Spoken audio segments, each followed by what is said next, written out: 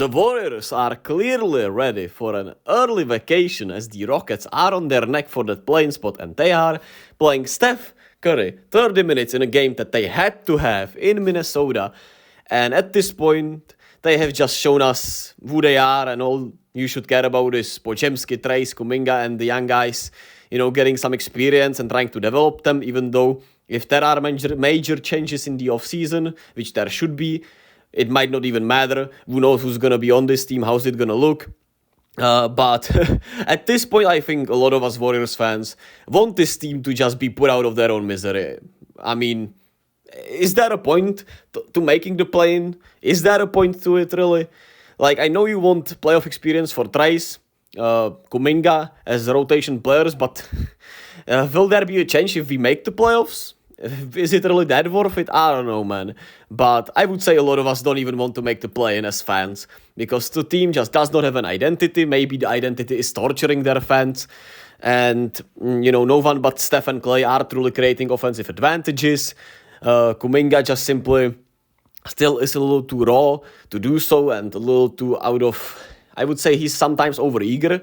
And you love to see that he has the passion, but sometimes it feels like it can get in his head a little too much. And, Potts, takes unnecessary heat for his coach falling in love with him as a hustle guy and as a guy that has done much better than we all anticipated in his first year. Andrew Wiggins just won't ever go up strong on layups again, I suppose. For whatever reason, he looks like me out there when I play outside with my glasses, and I'm too scared that they're gonna get broken if I go into the paint. And I'm just scared as hell in, pretty much life everywhere. But that's besides the point. Draymond's back will be ran into the ground, and he won't be able to move at age 40 maybe because of these seasons. And... at the end of the day, what can you do? The coach says two or three more minutes of Steph Curry do not help. Timeout with 9 minutes left. I think you were down 4. Looked like you might go back to Steph, didn't, and then it was 8, and you did go back. Do you feel like that was one of the deciding? So there's that. Steph himself was surprised that he had that much of a rest, in this game and only played 30 minutes. You surprised how long you rested in the fourth?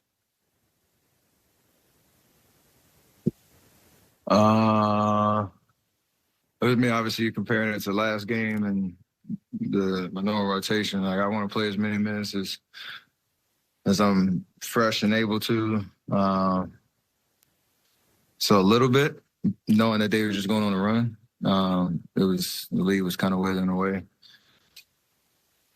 So, we played the whole fourth quarter against Indiana. Didn't work out. This didn't work out. So we got to find somewhere in the middle. In a must-have game for the confidence, and considering the first half we played, and considering that Minnesota has some injuries, considering the fact that the Houston Rockets are pressing on our butt, it is what it is, man. Steph Curry sat with 4 minutes left in the third quarter with a 4-point lead.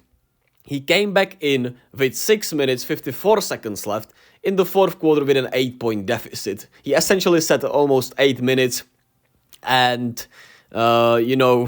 we went down 8 from being up 4, which is obviously 12-point swing.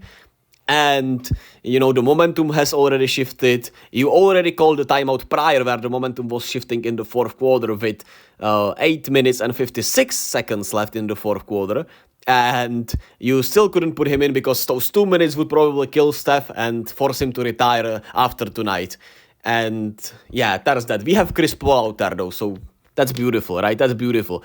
Those 2 minutes of Steph do not save this team. And, Steve Kerr might be at the end of the day right in a way, but then why the fuck are we playing this season like that? Why the hell was...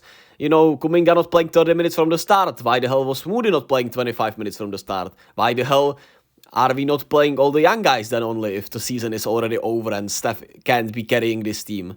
Then just play them 20 minutes, or maybe even have them sit it out for the rest of the season and let the young guys play, man, because they at least want to play.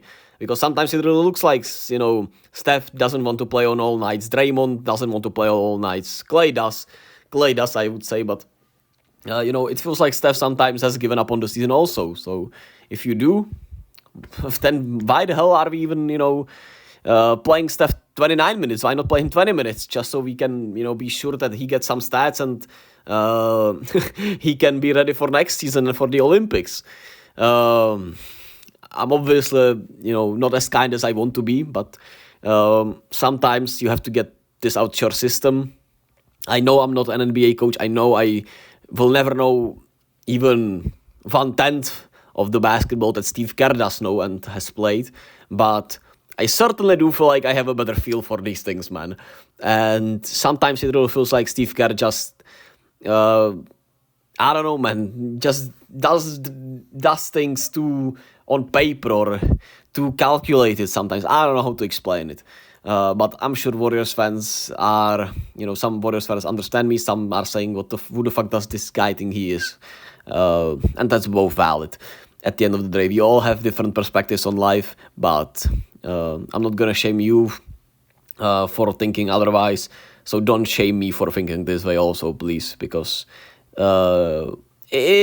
the end of the day, that's just how it should be. But I know GP2 makes that layup, and maybe we can win this one. We would be up 1, but at the end of the day, I don't think we would have won the game either way if Gary makes that layup or not, man. Because once again, man, we're just, a dumb team, really, when you look at it. We stack up the paint too much because we don't have enough size. We leave wide open regular NBA players and solid shooters wide open most of the games. In the corners, even where it's much easier to shoot, or really anywhere. And because that just appears to be the strategy, to stack the paint up all the time. And I mean, look at this play right here with 9:22 remaining in the fourth quarter. We keep switching pretty much anything, not giving our best athletes and defenders a chance to fight over screens. And you have misunderstanding in the paint because we're stacking up the paint so much that, Andrew Wiggins is late to the corner on Mike Conley, who is wide open from the 3. He is shooting 42% from the 3-point line this season, and he is shooting 42 out of 85 from the corners this season. We dodged the bullet there, but we still gonna get the rebound even, right? And those are the things that doesn't make sense, right? GP2, he can actually, go over screens because he's our best defender. But look at what they did today for us. But why can't Wiggins or Kuminga try to fight over the screens just so we don't have Chris Paul on Rudy Gobert in the paint at the end of the day? Or Podziemski on Rudy Gobert in the paint, right? So it's just been a season of frustration, and I'm venting it out there. Kuminga continues to just have some mental lapses. We simply cannot face guard Naz Reid, who always kills us and was the only guy doing anything in the first half because we are too stubborn. And that's just that, man. I hope this structure was better than my usual videos, but I'm trying to do better. I really do want Kuminga and Trace to get playoff experience as, the players in the rotation, and as Kuminga as the number 2, number 3 option. But at the end of the day, to truly get the change we need, I think we need to hit the rock bottom this season. The 11th seed, not make the play-in, make the Rockets, the Rockets go on a huge win streak, and we continue to do this, and they take over our spot in the play-in. And, it would be much more exciting, hopefully, for the offseason and actual changes to happen. But with Steve Kerr as the head coach and, everything there, do you swap the assistant coaches? Will the new assistant coaches not have the constant switching, not leaving NBA players that can shoot the 3-pointers wide open, overhelping? Is it on the players? Is it on the coaching staff? Right? It can just be on all the players. And, if the players are that dumb, then how the fuck does the coaching staff not help them there? So that's my points. We'll probably find out sooner than later with the way we've been playing. This offseason will be monumental probably, but we'll see, man. As always, be kind to yourself and to others. One day at a time, man, and I will catch you all with the game in Miami on Wednesday.